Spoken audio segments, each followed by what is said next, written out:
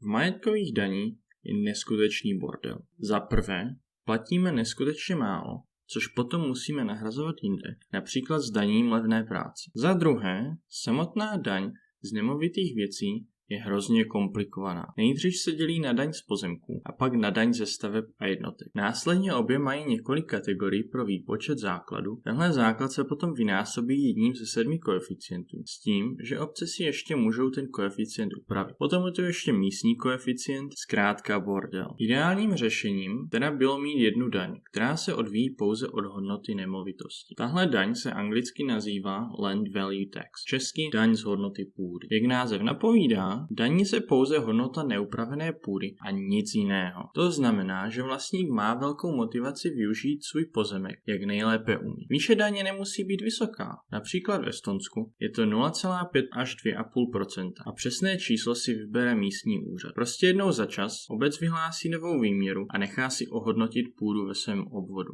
Dobrým příkladem téhle daně jsou 2 města v americké Pensylvánii. Tento stát umožňuje místním úřadům danit půdu víc než nemovitosti, co na ní stojí. Město Harrisburg, dříve jedno z nejvíce skomírajících měst USA, si nastavilo daň z pozemku 4krát vyšší jak daň ze staveb. Změna daní způsobila, že během 20 let počet prázdných nebo opuštěných pozemků klesl ze 4 000 na 500.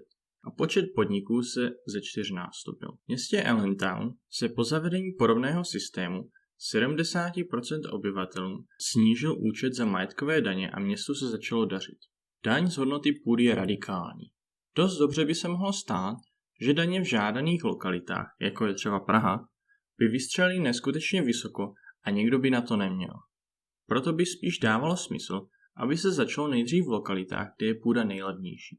To jsou například chudší kraje, jako třeba Karlovarský kraj. V ostatní fázi by pak ostatní kraje, případně jenom obce, mohly vstoupit do systému dobrovolně. Následně by se daň mohla vztahovat čistě na novou zástavbu a nakonec pro všechny s odstupem několik let. Díky za pozornost, napiš, co tě naštvalo a zmáčkni to červené tlačítko.